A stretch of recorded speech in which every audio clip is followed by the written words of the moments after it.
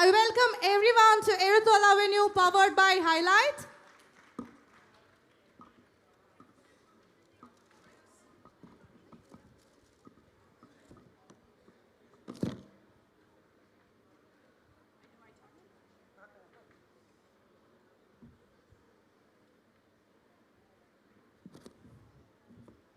Ladies and gentlemen, our session begins.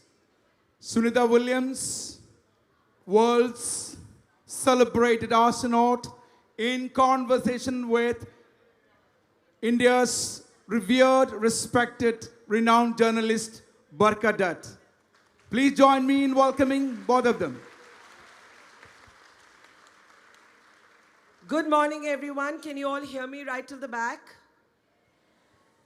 You know, in my 30 years of being a journalist, I've met heads of state, movie stars, all kinds of celebrities, but I've never been as honored to be in conversation with anybody as I am this morning.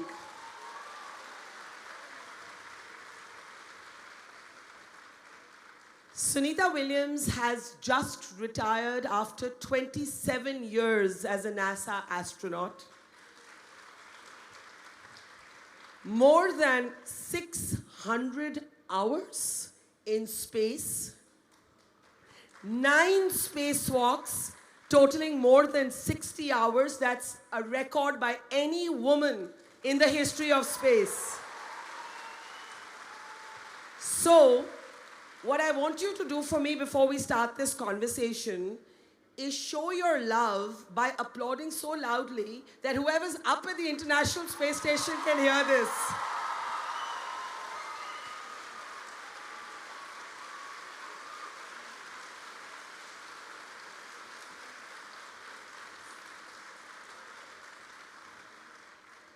You can tell how much India loves you, how much you inspire us, and I really meant it.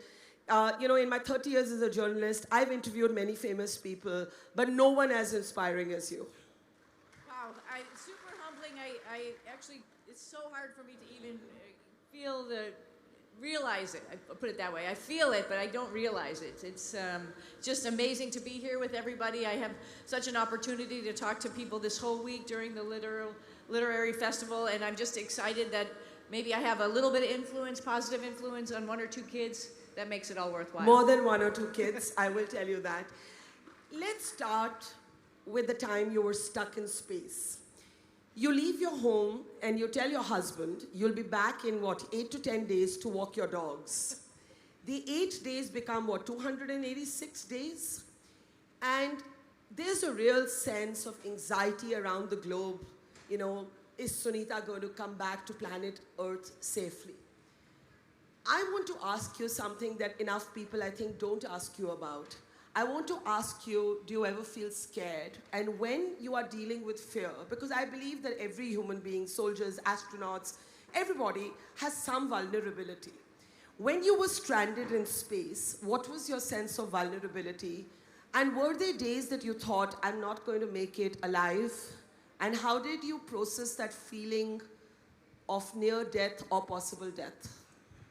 Well, you know, it's hard for me to answer this question just because I know that there were so many people back here on Earth that were working on a solution to get us back home to Earth. So I never had a real fear about were we ever going to get home.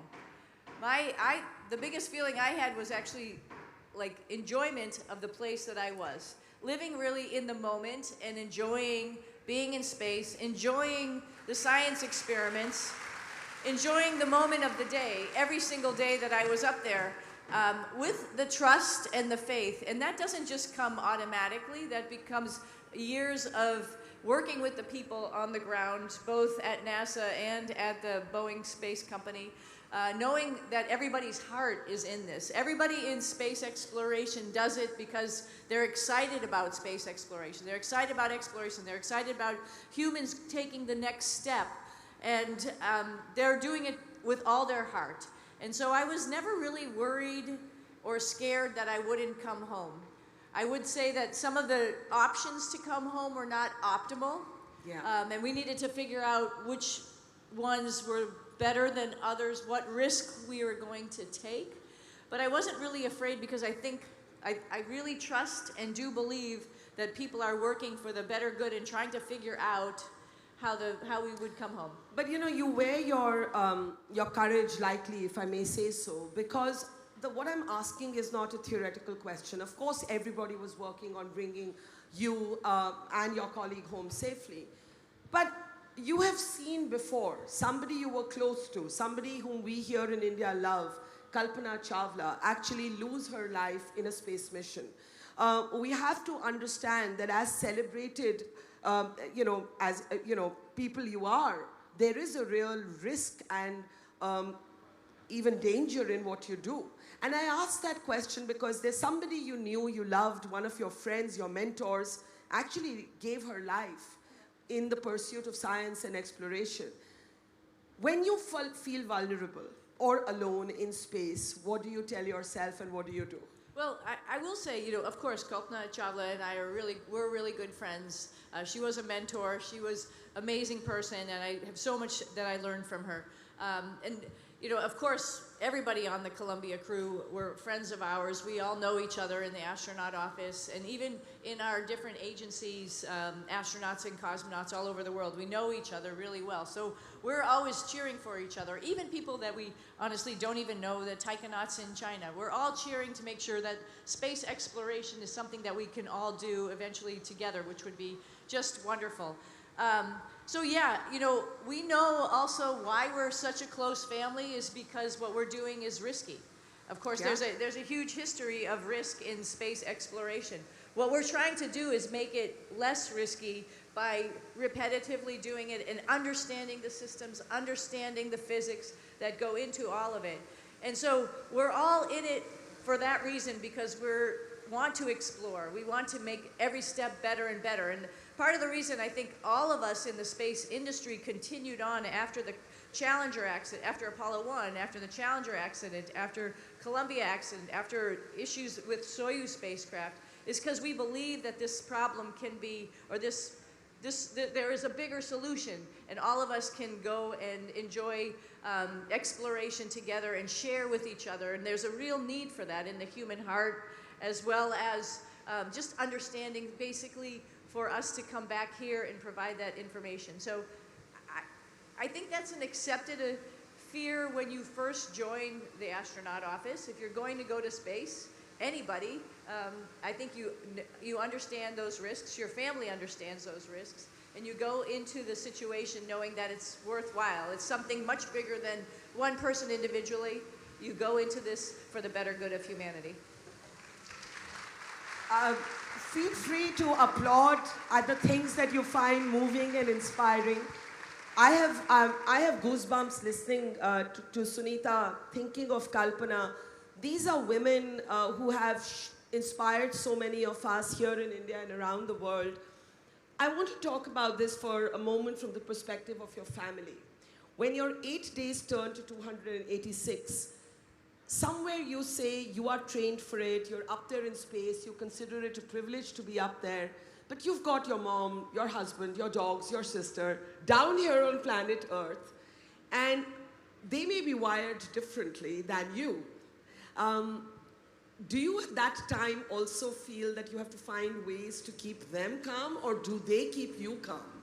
I think it goes both ways, which is great. I think, and I've talked about this earlier at the festival, like a support structure is really, really important to allow people to do bigger things than they ever considered that they could do, because family and friends are behind you cheering for you. So, of course, my biggest worry was lost time with my mom, who's in her 80s. Of course, seeing my niece and nephew go another year of school and not being able to be there with them. My sister and my husband, they're the stalwarts. They're generally fine about all of this, and they can hold the fort down.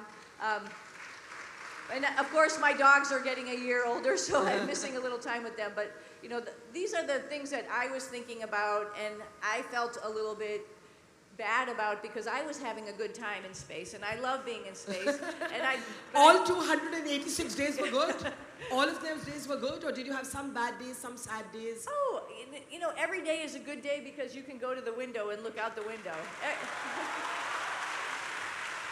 I mean, every day for everybody here, and I feel it, I know, of course, I get frustrated at times and I get aggravated with people, but every day that we have on earth is a blessing, and if you can remember that and just take a walk, maybe if you need to get away from people, that might be a good idea, or, you know, just do something to get yourself outside and thinking about being in the moment, then all the worries sort of go away. So on the space station, we didn't get to go outside every day, but we got to go to the window, and that view is just spectacular, and it's amazing.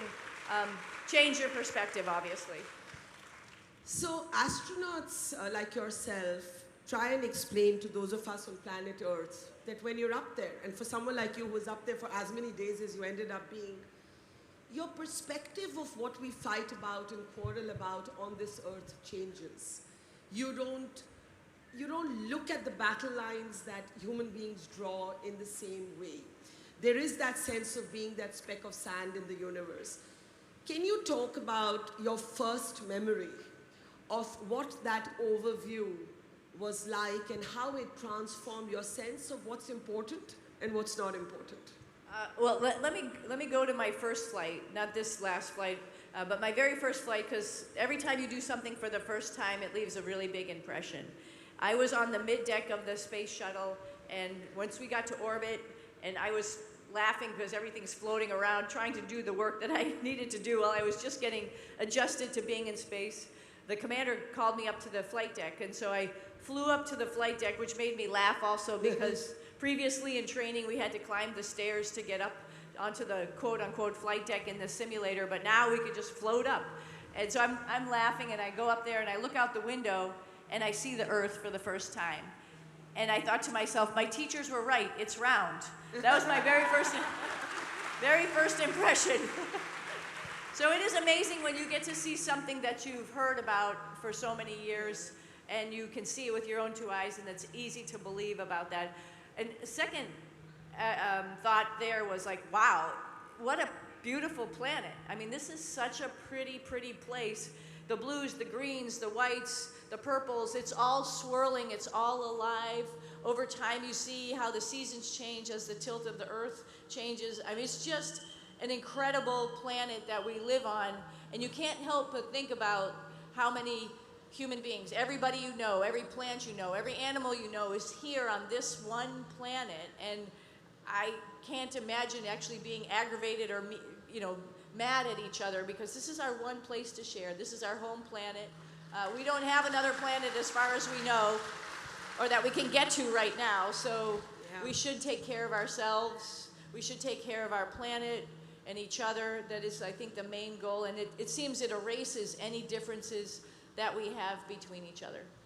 You know, when India started our space programs, there's this famous story that former Indian Prime Minister Indira Gandhi, she asked Rakesh Sharma, how does India look from space? And he said in Hindi, and I'll translate it for you, Sare Jahan Se Acha, the most beautiful place in the world.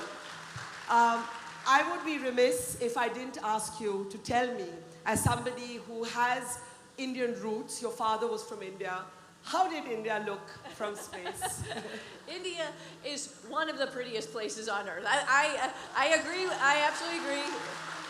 It is beautiful because of the vast changes in the terrain and the structure of this area. Obviously, the Himalayas are just incredible, and coming all the way down to the tip of India and seeing how it aligns with Sri Lanka. Just amazing, beautiful place.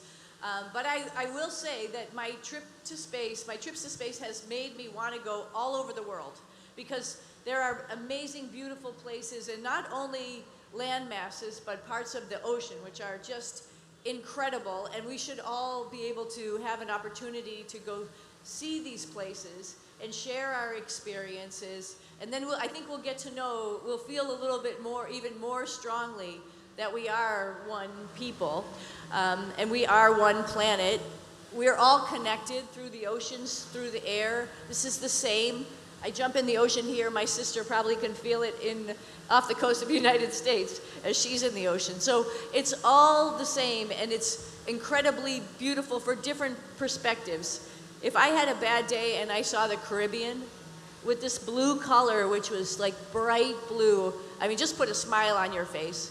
If you have a bad day and you fly over the Himalayas and you see this beautiful white peaks, it'll just put a smile on your face. Yeah. This is an incredible planet, and we all need to recognize that. But you know, you've spoken very movingly about how the human instinct is to look for home. In all travelers have always looked back as they explored the world at home. And for you, home is three places. It's Slovenia, where your mother is from. It's India, where your father is from. And of course, it's America, which is your country now. Describe the sense of how these three homes felt to you from space. Oh, absolutely. You hit the nail on the head. It is three homes, right? But I also felt, initially I wanted to look for those three homes. Initially I wanted to find exactly where, my father was from, or the beach that he was on the coast of Gujarat there, or where my sister lives, where my first mission, where my dog was staying. So I was trying to see what they were feeding him too much, and he was getting a little plump, but joking. But I wanted to also see, other parts of the world. I mean, all of a sudden, you change from just where home is until this is our home. The whole planet is our home. And I feel like I'm being a little bit redundant, but the parts that are just incredible is we all need to just recognize that. And, not only just those places where those cities are, where those people are, but where the oceans go together, or where ice forms, or where there's swirls in the ocean because of the formations of the ice and the currents. And it really does come true. You can absolutely see how it's all connected. I'll give an example. We were watching this last flight as hurricanes were coming across the Atlantic Ocean. And they're usually coming toward Texas, where I have a lot of friends. And I'm a little bit nervous about that. But this year, we also saw that they were moving with the Gulf Stream up through the Atlantic and over toward Europe. So something that was coming toward my friends in Texas is actually turning toward Europe. I was like, this is a fine example of how absolutely connected we are, and we cannot control that. We are connected, whether we like it or not, we are all the same. And while that thought is actually so moving in a way, I'm assuming that science also teaches you that there are certain things we do not know the answers to. And one of the biggest debates is there life out there? Do aliens exist? If not aliens, is there some form of life? But I think my question is deeper. When you're up there in space and you see Earth as a speck in the larger universe, I think you've said that you are convinced that there is life out there. Can you talk about that? Yeah, I think absolutely. I mean, when you think about how many stars there are when you look out, and here on Earth we miss a little bit. It's like somebody took an eraser and sort of erased the sky a little bit. We see the brightest stars, but we don't see the ones that are past the brightest stars. When you're in space, you're over our atmosphere, and you can actually see the billions and billions of stars that are out there. I can't count them because there's so many. You can see the Milky Way, where it becomes a little bit like so many stars and so many clusters that it almost even blends together. There are so many stars. So I sit back and I think about our simple little small solar system. We haven't even been able to go to another planet in our solar system as people. We've actually gone, jumped over to Mars with a couple rovers. We've taken a small spacecraft, Voyager, and it's gone around our solar system. But we haven't even gone, because it's hard to get to those other places. And I think about all those planets and all those stars and all the solar systems that they have. How could it not be that there's something else, some other combination of chemicals that allow some other planet to have an atmosphere, to have water? We already know that there's water out there in our solar system on different planets, so why wouldn't there be water on other planets? So, I mean, the odds of us being the only ones is crazy, and that's very, I think, almost arrogant for us to assume that we are the only thing. So I personally haven't seen anything. We were talking about this at breakfast. We're pretty close to the Earth in our orbit. I think there would be a very intelligent species to get close enough that we would see them. That was not the case while I was up in space, so I'm not saying that I saw any other type of life out there, but I think the odds of life being out there is absolutely, it has to be. Where is the intersection between science and spirituality? When you went up on your last mission, it was widely reported and followed here in India that you carried a copy of the Bhagvad Gita with you. Could you speak a little bit about what the Gita means to you and where you know, it is assumed that those who are at the cutting edge of science and exploration are non-spiritual. But that's clearly not the case. And we've seen it even with our own space scientists here, that sometimes they'll have these little rituals that they believe in. Everybody will have their own belief systems. And I'm just wondering, what is yours? So, you know, I think a simple answer to that, because the Bhagavad Gita is very complicated. I will not say that I understand everything there. This is a reread for me. I have to really dive into it and try to understand it. But I will say, being in space, I think, emphasizes that portion of spirituality, if you have a little bit of a spark in it, if your mind is open to it, to really, really, really feel it. I think the point is, it is a miracle, right? You know, we are here, and I said the odds of another solar system and another planet having some life it has to be out there just because it's billions. But you think about ours right here, right now, this planet that we're living on, it's a miracle that we're all here. I mean, it really is. And to have a planet that's living like our planet, it's just a miracle. So I think there goes the cross of science to get us to a point where we can actually make some observations, to have a slightly higher thought process about it all. Of course, my father asked me immediately, you know, he was very spiritual. He was a neuroscientist, so he was very much into science. And he asked me, of course, what were my dreams? And did I feel like I was in some other place when I was up in space? And I was like, Dad, I dreamed about being in space. I dreamed about being home. I dreamed that, you know, we're in an amazing place in history, and we have the ability scientifically to get us to a place where we could make observations that one only could think about, you know, hundreds of years ago. So we're again, it's a miracle the way we have been able to move ourselves forward, as well as reflect on the spirituality that got us grounded together. Let's talk about little Sunita. You didn't always want to be an astronaut. If I'm not wrong, you wanted to be a vet. Is that correct? That's correct, yes, yes. I love animals, so I wanted to be a veterinarian, yeah. And you've often spoken about missing your dogs when you're up in space, and you have tattoos. You have paw print. She has paw print tattoos on her arm. Can you tell us that story? Sure. This is from my Jack Russell Terrier named Gorby. I had him for a number of years. He was part of, you know, animals, if they're with you, if they're part of your family, they actually do then become part of your family. I think they know and understand people probably better than we understand each other. Little guy was always with me, took him everywhere when I was training. Whenever, knows when you're sick, would come next to you and hang out with you. Yeah. Know when your parents or older people are around, and would you know, go comfort them. It was just a great dog. And I love animals because they give you an excuse to get outside. You have to get outside. Right now in the United States, it's very cold, and I was talking to my husband this morning, and he had to take them out. And it's such an amazing thing. Though it's so cold, it's crispy and beautiful outside. And though it's so hot, you have to take them out, and you have to enjoy. You can feel a breeze from the ocean, or walk with them on the beach and feel the sand in your feet. I think they draw us, they make us enjoy nature. And just watching animals. Yesterday we were on a backwater boat trip, and to see the birds all interacting in the backwaters, just incredible. So animals in general again ground us and remind us how lucky we are to be here.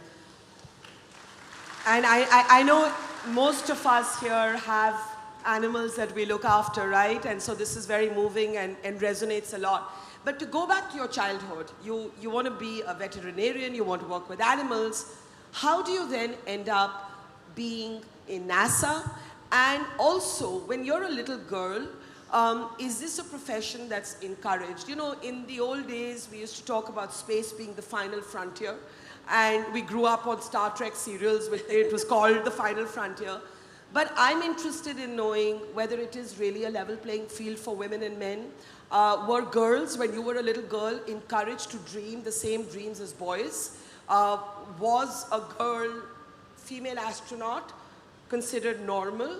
Talk a little bit about that process. Yeah, I mean, I think I'm super excited for right now. I'll just mention real quickly now and then I'll go back. Yeah. So why I'm excited about right now is because those opportunities are out there. It's become normalized, I think, for men and women, whoever's the most qualified, to be able to be selected and go to space.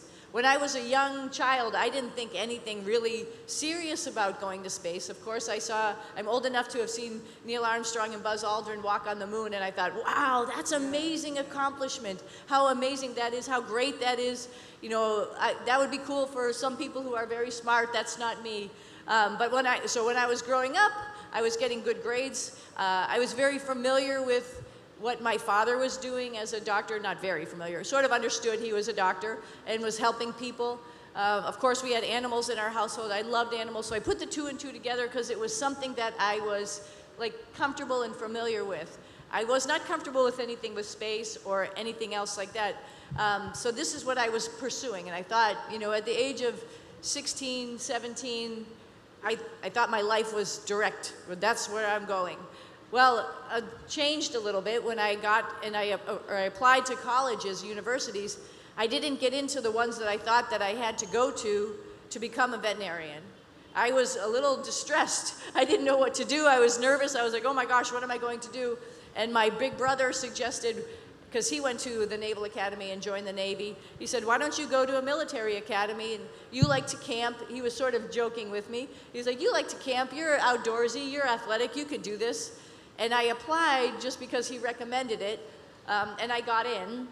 So my options were a little limited, and I didn't know what to do, but I knew I wanted to go to college. So I was like, okay, I can do this. I was a little bit worried about money also. Mm-hmm. And so being in the military, it helps you out financially. So I went in the military not knowing what I was doing. Probably I was thinking, yeah, I'll leave in a couple years. I won't do this anymore. I have to go somewhere. I have to do something. I have to, as we say, get to the starting line. I have to start. So I joined the Navy, and I loved it. What I liked about it, though, is because we were working as a team. I'm sure this happens in laboratories and other science, fields or classrooms or whatever you want to pursue.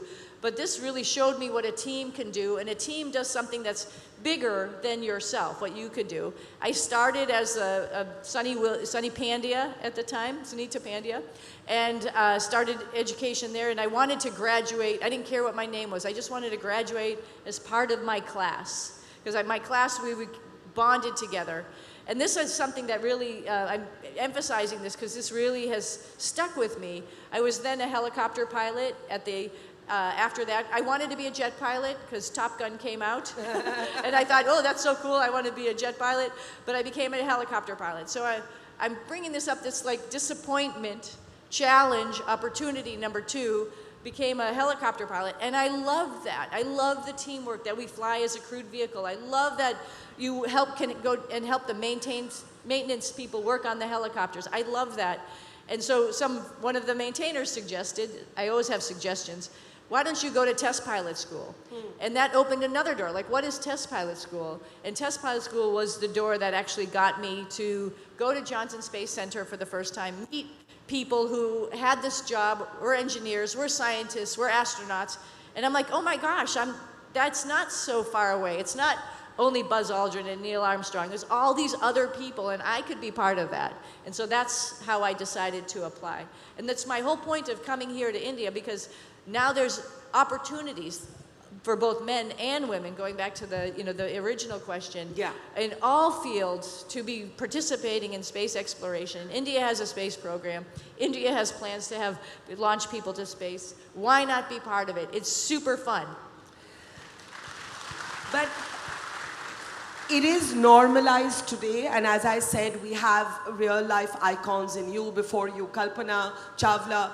But when through these series of disappointments that you converted into opportunities, when you began this journey in this space, it was still unusual for women. And I want you to talk about stereotypes that you may have had to combat at that time. Oh yeah, I will. No journey is easy, so just know that. Also, all journeys have challenges, so be ready for that. Be ready for feeling like, oh my gosh, am I in the right place? Am I doubting myself? Like, do I know as much as this other person? Of course, all of that accompanied me along my path. My path wasn't just laid out there for me. Particularly in the military, right? There was only 2 women in our, or 2 or 4 women at a time in our squadron. So you really feel a little bit out of place. That was the beginning. But you get all of the qualifications. You get respected because you actually have the competence, and then you can gain the confidence to move on. So I was at the end of my time as a helicopter pilot, I was very capable and confident in what I was doing. And that allowed me to take that next step and challenge myself some more. And then going into NASA, same thing. In my class of 30 astronaut candidates, there was only 4 women. So of course the numbers are a little imbalanced, but the same type of thing. I said, just have to remind yourself sometimes, you know, a little bit of crazy talking to yourself about like, hey, you know, you've got this, you understand it, you can do these things. Same thing, be competent in getting on a spacesuit, be competent in going out and do a spacewalk, be competent in flying a spacecraft. And then I had the confidence to continue on to fly not only the shuttle, but then learn the Soyuz, the Russian spacecraft, and then learn this Boeing Starliner. And it's a continual process though. I had to remind myself, remember, the helicopter, the spacecraft, the spacesuit doesn't know that I'm a woman. It doesn't know that that person over there is a man. So, you know, the limitations, I think you've all heard me say this before, are really in your head. And you just need to overcome your own limitations, your own doubts. Be confident when you're competent. Ordinary women, and we're all ordinary compared to you, on planet Earth battle all kinds of weird stereotypes as well. And among them is women being judged for how we look, how our body types are, how we dress up. I'm imagining that you go to space and you're suddenly free from a lot of the vanities, the social media pressure on women to look a certain way. And then you have the American president have a take on your hair. I don't know how many of you know, but when Sunita was stranded in space and Trump was asked, are you going to bring them back? And he's like, of course we're going to bring them back. And then he's like, that woman with the wild hair. Right? And did you have a chuckle when you heard that? Oh, absolutely. I thought this was hilarious. I'm like, oh my God, people are noticing me? Noticing my hair? This is crazy. I think everybody, I'm just looking around the room here, everybody would have wild hair up in space, even President Trump.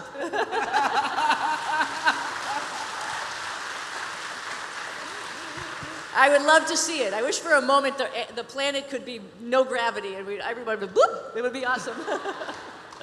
I'm also trying to imagine Trump's wild hair in space for a moment and having a little laugh about that. But more seriously, this liberation from some of the chains that tie us, especially as women on Earth. Do you want to speak about that? Because, I mean, I'm imagining you're not thinking every day, what am I going to wear?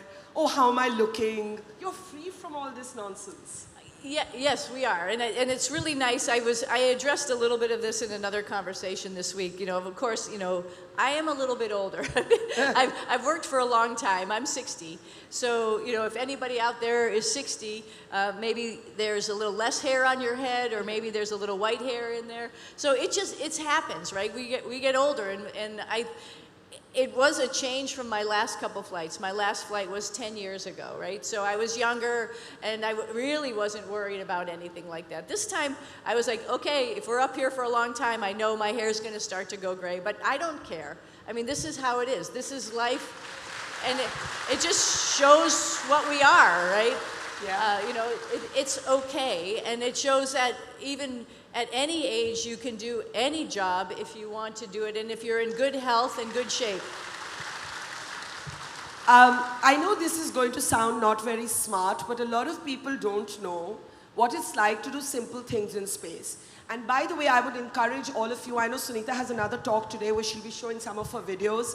Also do look them up on YouTube, on the NASA channel. I've seen some of them and they're fascinating. But for the purpose of this conversation, how do you go to the loo in space, please? Does everybody want to know this? Yes. So, you know, here on Earth, just remember, you usually either sit or stand and gravity takes over. And it will do whatever it needs to do, which is awesome.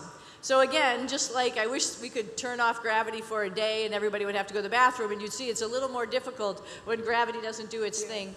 So we actually have a pretty complicated system that divides these two actions, because there's two actions here, up, and you turn a switch on and it provides a pulling force with a fan to pull away your urine, number one, through a hose, and then on the number two part, you're sitting essentially on a little bucket, and the bucket has a little plastic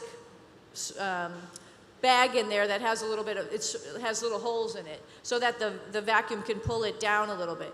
So as you have to hold yourself down, maybe there's a little handrail that you can put your toes on so you don't fly away, because you want to be close to the bucket so that things go in the right place. You don't have to be so close with the number one, just hold it in the vicinity and it will go in the right place. So the big question is, and then for the number two, let me just finish that. There's a little, like a round piece of elastic, you just undo the elastic from there and then you push it down inside of the bucket. And that bucket can hold, I don't know, 25, 30 number twos. So eventually it gets filled up and we close up the bucket and then we just put it in one of our spacecraft that comes up with supplies that maybe burns up on the way through the atmosphere, so we don't have to deal with that anymore. But number one we still have to deal with. So that goes into a system. All of the number one and all of our sweat, because we work out in space, we run, we lift weights, we bike. All of that gets collected in the air conditioning system. All that water gets cleaned because we're in a sort of closed loop system, or closed system rather. And so that all turns back into drinking water. So the next day, we're able to drink that water. Wow. And it is a wow, because it's a pretty amazing process, and this has transferred this technology, because we need to do it up in space, to back here, helping us figure out how we would use a system like that to clean water when people experience natural disasters and they don't have any clean running water. So there's what we call these spin-offs that relate right back to people on Earth and how we can help people on Earth. Absolutely fascinating. And how do you sleep? Sleeping is also interesting. You know, like, takes a little while, because I come here and I relax and I sit down like, that feels good. There's none of that. My mom said, oh my gosh, you didn't sit down for 6 months. I'm like, no, I don't have a chair, I don't have a desk. You know, you don't need one. You just float, and your computer is like Velcroed to the wall. And same with sleeping. So if you're gonna sleep, we each have a sleep station, like maybe about the size of this table, so that you can close the doors and it can be quiet and it could be dark and you can go to sleep in there. But it's a little chilly. We keep the space station around 20 degrees Celsius. And so if you didn't have anything, you can't put a blanket on. You know, as soon as you put something on, it's going to float away. So we each have a sleeping bag, and so you're inside of the sleeping bag. And I had to never have the feeling of like laying down, though. Like at night when you go home and you're just like, oh my God, it feels so good to just lean back. You don't have that feeling, so you're sort of trying to figure it out for a month. Your body's sort of going, what am I doing? Try to accelerate that process. I had my sweatshirt and I would wrap it around my neck and hold it like right here, so it sort of made it feel like covers. And then I get so exhausted you finally fall asleep. And what is your comfort food in space, and what does food taste like? Food, you know, potentially people say your taste buds change a little bit. I'm not sure that happened to me. I think you just get a little bored having the same types of food over and over. So what's fun is to actually try to create new things, like mix things together. Everything comes in a package. Some of it's dehydrated, some of it's ready to eat, and you just heat it up. But you know, we had everything from Italian food, lasagna, to Japanese food, which is a little bit too much for me sometimes, but it was very tasty. Russian food, which was more like kasha and meat mixed together with a sauce. since we were up there, we had a cargo spacecraft come up. I got a bunch of Indian food. I know not what everybody likes, pre-packaged, not like the good food here in Kerala, but pre-packaged Indian food. So it had a little sauce with it, which was great, and rice also. But rice you want to maybe put a little water in there so it doesn't start flying all over the place. That's problematic. But it's really fun to try and mix things together. My favorite food, though, it was a Russian cheese, like a cottage cheese called tvorig. It has a little sugar in it, it's little cheese, little nuts, and it's like full of protein, probably full of fat too, but we don't care when we're up there. And that could last you for a long time. So before every spacewalk, I had some tvorig. So before I open this up for questions, listening to you, I think physical fitness is just one part of being an astronaut. Above everything, it's training your mind. How do you train your mind? And when you come back to Earth, is it very weird and disorienting? And how do you adjust to life on terra firma? Like, is that weird? What happens to your life here? So we'll start with the sort of the mental training a little bit. So we try to prepare people for going away for long duration by different analogs that we have. And one of those analogs is called National Outdoor Leadership School. And we take people in a group, potentially your crewmates, put you in a place where it's a little bit uncomfortable. Maybe we're camping in the woods. Maybe you're whitewater rafting. Multiple days, multiple weeks. You're going to get wet. You're going to be hungry. You're going to be tired. You're working with people. It's sort of to raise the little anxiety, the stress level. And that allows you to see how you can still work together. It allows you to see for your own self, what are the things that drive you crazy, that would drive you crazy with a small group of people together. I like things in a neat order, and sometimes people weren't that neat, and you can't do anything about it. You can't tell them that you have to clean up your stuff. Don't lose your stuff, it's going to snow and you're never going to find your stuff. You have to be able to control your own emotions. The only thing you can do is control yourself. So I think that helps with this mental fortitude of just like, if there's a problem, somebody's doing something that I don't like, if it's something that's safety oriented, I'll try to change that. But if it's not, and it's just a different way of doing something or a different opinion, let it go and do my things my way. So I think that's part of it. I tell people, if you're going to go, thank you, if you're going to go to the space station, you should probably be an A- student, not an A+ student, because an A+ student wants everything their way. An A- student can understand other people. I'm sorry to all the parents and teachers out there. I know this is India, and I know we all want to be A+, but there's some consequence with that. And is it weird being back when you come back from space? I think the weirdest thing about being back, and I've been back now 9 months, and I wanted to wait a little while to come to India for a reason, because the weirdest thing about coming back to Earth is there's people here, and there's a lot of people here, and there's a lot of people in India. So I was really true on my first flight, because we landed in Florida, and then hours later, we were back in Houston. And at that time, we used to fill an auditorium for people when they came back to say, you know, welcome home. And I could feel myself physically, my heart racing when I saw all these people. I think it was just overwhelming. A lot of people I knew, and I was like, wanted to share stories, wanted to have connections with them, but I couldn't do it because I'd only been in a spacecraft with 2 or 5 people. So it was like it was very nerve-wracking at first for like, till a little while till I got used to being around a lot of people. All right, let's open for questions now. I know a lot of you will have questions, so you're going to have to be calm about this. I was just thinking that Sunita's not used to people, but we made sure she's been mobbed at every street corner in Kerala, so it's been baptism by fire. I'm going to start with the little girl here in the front row. One minute, the mic here, sir, to the little girl there. And then we'll come to him also. Little girl, the littlest girl in the green dress. Yes.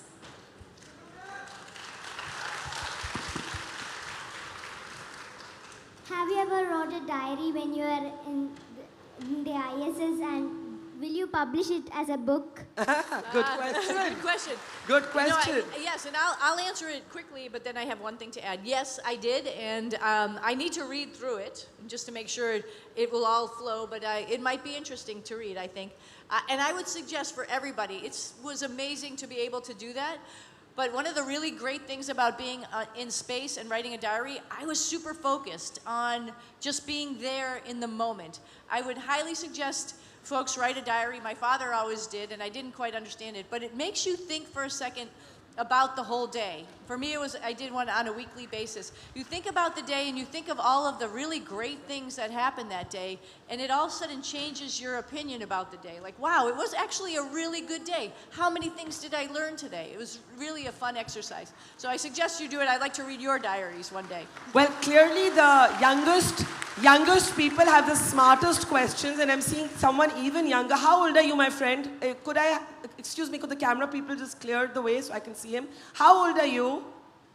How old are you? How old are you? 8 years. Huh? 8 years. 8 years. Wow. Go ahead with your question. Hello, ma'am. I'm Ayan Muhammad, secondary G from NEMS. If India built a space station, what will be your contribution? Repeat the question, even I didn't hear it. If India, could you repeat the question? If India made a space station, what will be your If contribution? India built a space station, what would be your contribution? Wow, I would be honored to help in any way I could. Great question. I think what I would like to do is I would like to see the young people in this audience be ready to go to space, so I would try to help you get ready to go to space. Okay, the young girl, the girls here, the girl here in the front row, in the purple hijab, yeah, yes. Hello, ma'am. So, I have been looked up to you in my entire life. So, whenever I say people, I also want to become an astronaut and I also dream beyond the gravity, people will say, be realistic. Dream something that's actually possible. So how you overcome all these self-doubts of the people and to yourself. And there are so many things that will help to us to be an astronaut, like the scuba diving certificate and the commercial pilot license things. So what are the steps that we should take? I'm a +2 graduate student. So I'm going to take my engineering in aerospace engineering. Wow. So what would we should do to become an astronaut, to become a newer position like the scuba diving certificate and the pilot license, like that thing? Can you please say about that? I'm so excited for you. You are on the road, so I think you don't worry about what other people are thinking. You know, the one part that I mentioned today about the aircraft, the helicopter, the spacecraft doesn't know. Don't worry. Don't worry what other people say. You in your mind, if you have a goal, you go and achieve your goal. I think one of the things you mentioned already, health is a big thing. Yeah. Of course, we want to be able to be healthy so that we can be able to, our bodies can go to space and come back. Also, just be curious. Just ask questions and be steadfast in your goals, and just be competent in what you do. Show people, prove to people that you can do it, and then you can be confident. Okay, next question there. Hi, ma'am. I'm Nanda. I would like to ask you. Hold the mic up. Hold the mic up. Yeah. Hi, ma'am. I'm Nanda. I would like to ask that you said your father was a neuroanatomist. Was there a particular moment in your life where you made him proud, and what was the moment in your life that you made yourself proud? You said you wanted to be a veterinarian, then you switched careers, then you become a jet helicopter. So what was the moment that you made your father proud, and what was the moment that you made yourself proud? Yeah, it's hard to make your Indian parents proud, I guess. yeah. In India, we have to make our parents proud. But it can happen. Of course, I've always looked up to my father as a neuroscientist and always was curious about his work. And the one day that he asked me about my work and said, wow, you know a lot about space, that's when I knew that I think I made him a little bit proud. So that was a huge day. So when it turns around, that's a good thing. And, don't worry about it. I hate to say that to your parents out there. Don't worry about it. Pursue your goals, have your dreams, and don't let anybody stop you from having your dreams. Okay, next question. Hi, my name is Aishwarya, and Yeah, we could hear you. hi, my name is Aishwarya, and I'm an astrophysicist. And yeah, so I just want to say thank you because you are a fearless trailblazer, and you're the reason why, along with Kalpana Chawla, that I even took the first step in pursuing this career. That's just a compliment to you. But my question is, when I was working in the Atacama Desert, the Magellanic Clouds were the most interesting thing that I saw in the night sky. When you were in space, can you tell me what was the most interesting thing that really caught your eye besides Earth? Oh, wow. This flight was amazing. So we were actually very lucky that we were up there longer. We had incredible aurora. You probably have seen some time lapses of our aurora that actually came down on the planet a little bit lower in latitudes, and probably people in the northern latitudes saw it just as easy as we did, but we saw it so brightly. We flew right through it. So aurora was on either side of us. Another amazing thing we saw while we were up there, because we're in both hemispheres, we saw 2 comets. And we saw the comets as they were coming toward the sun. We only see them for a small amount of time, right before sunrise, or right before sunrise. And then we actually saw them when they came around the backside of the sun, and their tails were longer. So when you think about that type of stuff, you think about what else is going on in the universe, much bigger than what we are participating in right here, and that's amazing. That's just amazing. Amazing. I'm sorry, I'm going to be prioritizing young kids over adults, and adults will just have to be patient with me. There's a young boy here, yes, in the middle. Hello, my hi. name- Where are you? Oh, there you are. Yes, hi. How old are you? Nayan. Go for it. Hi, my name is Saryan, and my question is, when you first heard the news that you are trapped, how did it feel like? Was it fear of death? Well, first of all, I'll just say I never felt that I was trapped, but it's a good word. I like it. Like I mentioned earlier, I always knew people were working on us trying to get home. I was really sad, honestly, for all the people who had worked so hard on this spacecraft, and they weren't going to see the success of their spacecraft as it came home with us. So I was very thankful that that spacecraft, Boeing Starliner, actually came home without much problems, landed, they were able to get it back, fix it, and we'll be able to launch it again. So for me, I felt more sympathy for the people who had worked so hard on it. I knew I was in a safe place on the space station, on the International Space Station. I knew I would have a ride home, sometimes not optimal, but I would have a ride home, and I would get back to my family and friends. So I was okay. Okay, and how old are you, my friend? I am 9 years old. Okay, go ahead with your question. I have a question. In what planets will there be life, mostly like in Europe, Mars and Venus?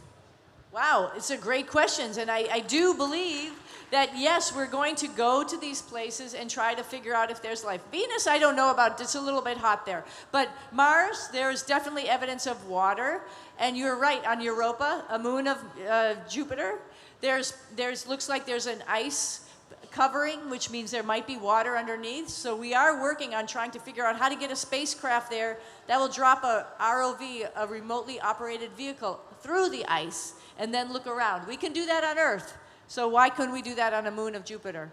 You are going to be part of that problem, so the solution to that problem. And another question I have. Okay, there are lots of other kids, Baba. Let me give a chance to some others.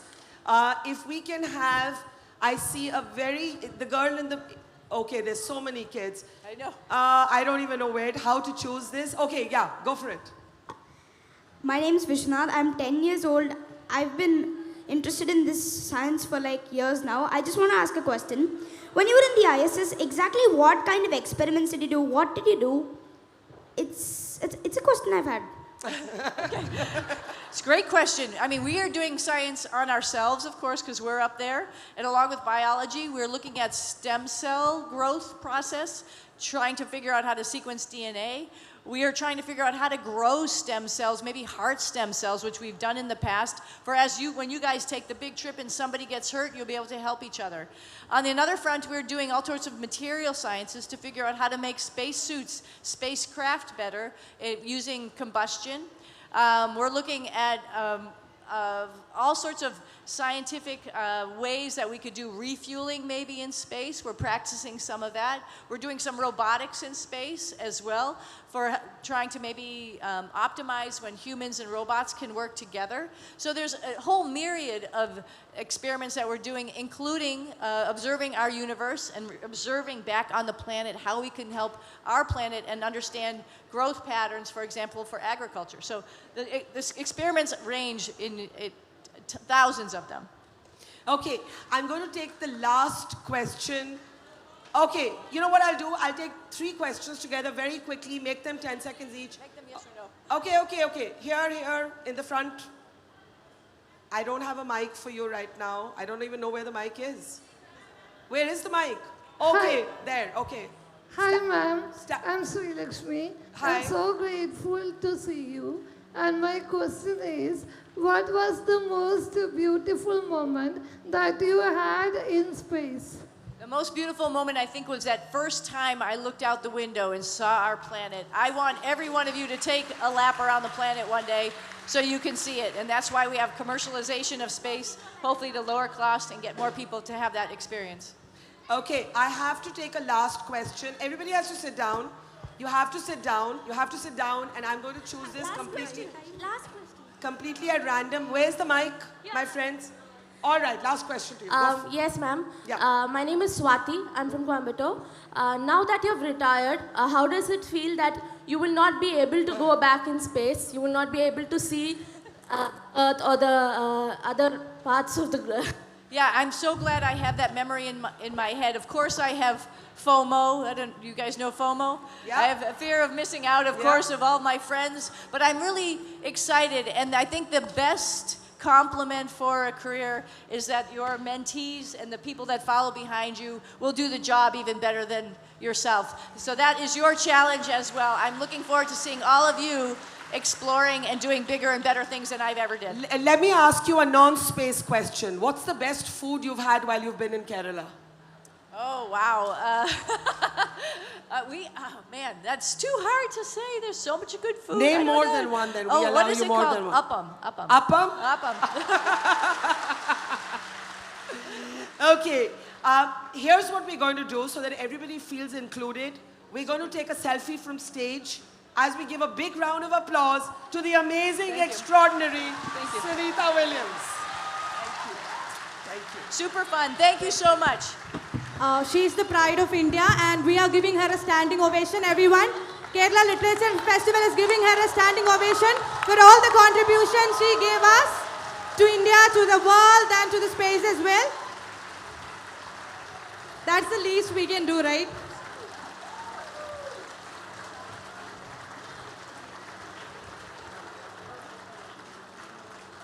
Everybody, give a big round of applause.